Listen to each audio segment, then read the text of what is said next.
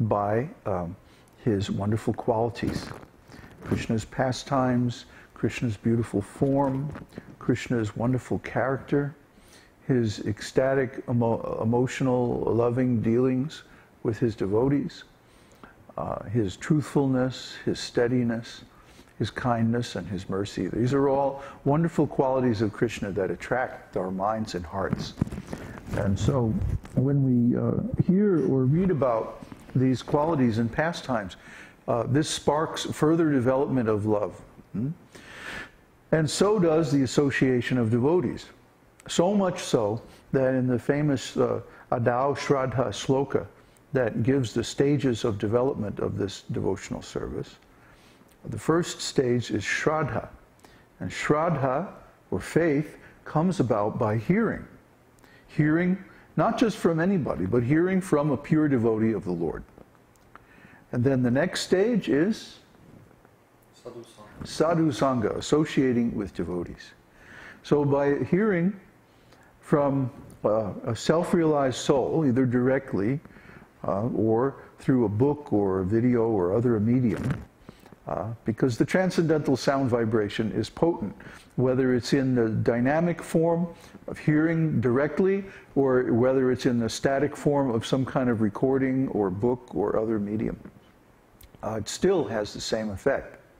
So we associate with devotees, again, either directly by going to the ashram or by going to an assembly of devotees, or indirectly by watching a video or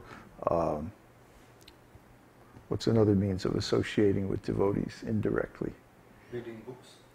Well, you can read books, but that is books are generally written by spiritual masters. So that's really kind of the first, the Shraddha. Forums. There's a good... Music? Huh? Hearing. Yeah, we could hear music. For example, a lively kirtan recording.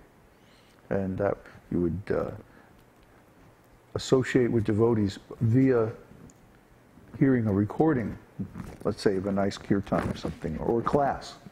Maybe there's a discussion, like our Darshan discussion. Sometimes in the evening, especially when we first started this series, we had a lot of discussions where we just sat around and talked about anything. We didn't have any particular topic, but we just sat around. And we've had those here too. But generally we don't record them because they're very personal and spontaneous, and we never know what subject is going to come up. Sometimes they get really interesting, and I wish they had been recorded, but oh well. Can't record everything, can we? Maybe we can. So in the second part, or the second wave of Nectar of Devotion, there are 15 chapters, chapters 20 through 35, and we're now on chapter 25. So we're going to try to finish this wave before I leave for India on the 4th of September. So we're going to try to figure out how we can do that. This chapter 25 is pretty short. I think we can finish it tonight. Hmm?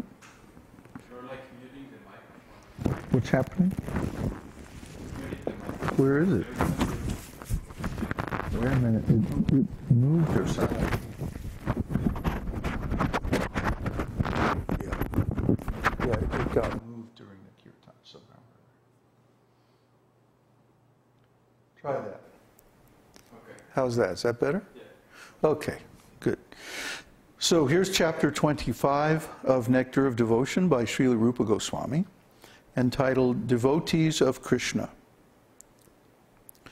A person who is always absorbed in Krishna consciousness is called a devotee of Krishna. Śrīla Rūpa Gosvāmī says that all the transcendental qualities discussed previously are also found in the devotees of Krishna. Wow. What do you know? That's fabulous. So, the wonderful qualities, the last several chapters have been discussing Krishna's qualities and Krishna's personality and his wonderful character. And now we find out that these same qualities are also present in the devotees.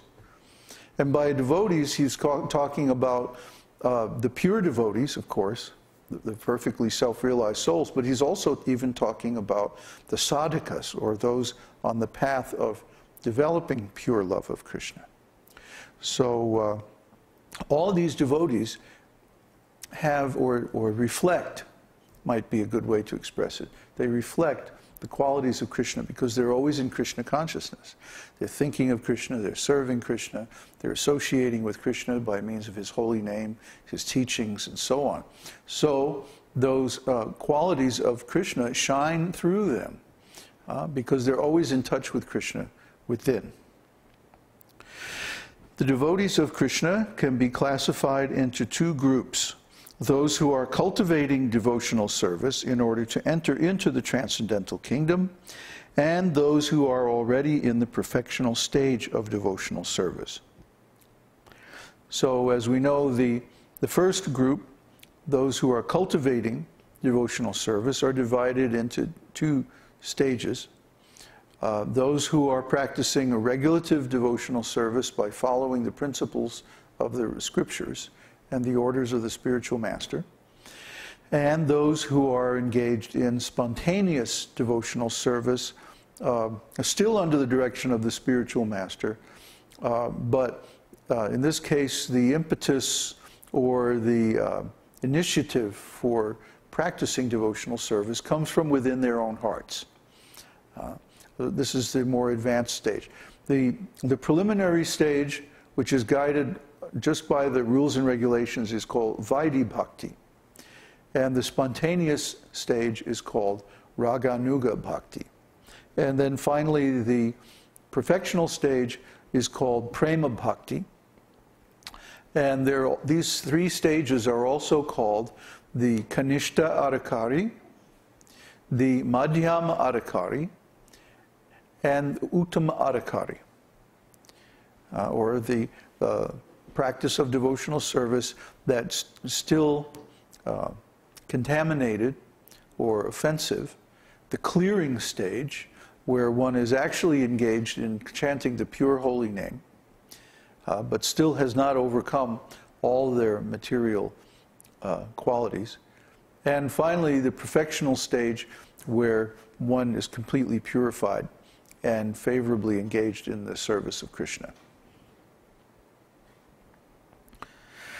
So, out of these, a person who has attained the stage of attraction for Kṛṣṇa, but who is not freed from the material impasse, but who has qualified himself to enter into the kingdom of God, is called a sadhaka. Sadhaka means one who is cultivating devotion in Kṛṣṇa consciousness. The description of such a devotee is found in the 11th canto, 2nd chapter, verse 46 of Śrīmad-Bhāgavatam. It is said there that a person who has unflinching faith in and love for the personality of Godhead, who is in friendship with devotees of Kṛṣṇa, and who is very merciful to the ignorant, raising them to the standard of devotional service, and who is uninterested in non-devotees, is considered to be situated in the position of cultivating devotional service. Actually, this describes the Madhyama Adhikari. The Madhyama Adhikari, he follows these principles. He feels love and attachment to Kṛṣṇa. He makes friends with the devotees. He neglects the non-devotees. He simply ignores them. He has no interest in them, for or against. And he's very merciful to ignorant people and tries to give them this science, or tries to engage them in the service of the Lord. When one is found shedding tears by hearing of the pastimes of the Lord, it is to be understood that the blazing fire of material existence will be extinguished by such watering. When there is shivering of the body and the hairs of the body stand up, it is to be understood that the devotee is nearing perfection. An example of a sadhaka cultivating devotional service is Bilvamangala Thakur. Bilvamangala Thakur is a very famous devotee in India. He's also sometimes known as Suradas, popularly known. So Suradas was a very materialistic person. And he used to visit a prostitute called Chintamani. And one time, it was during the rainy season, and it was pouring down rain like anything. A very cold, dark, stormy night. A dark and stormy night. So, still driven by his materialistic interests, he decided to visit Chintamani, even on this terrible